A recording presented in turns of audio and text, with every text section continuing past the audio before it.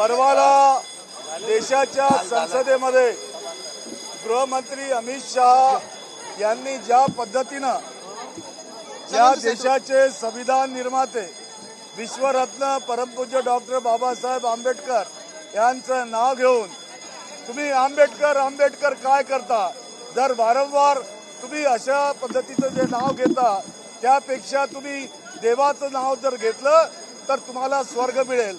मला या ठिकाणी शहाजींना प्रश्न विचारायचा आहे, तुम्ही वारंवार मोदींचं नाव घेता, मग तुम्हाला मोदींचा स्वर्ग मिळाला काय? त्या ठिकाणी बाबासाहेब आंबेडकर हे कधी ईश्वराला किंवा देवाला मानत नव्हते, ते माणुसकीला मानत होते आणि त्यांनी संविधानाच्या माध्यमातून या देशाला माणुसकी दिलेली आहे.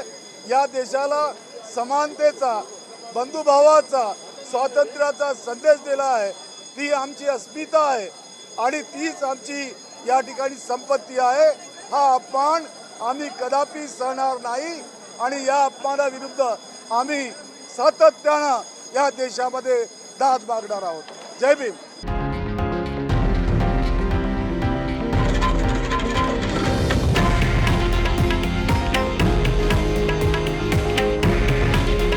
हे आहे देशातील नंबर 1 न्यूज नेटवर्क आणि आपण पाहत आहात TV9 मराठी. काळजी तुमची, हित महाराष्ट्राचं.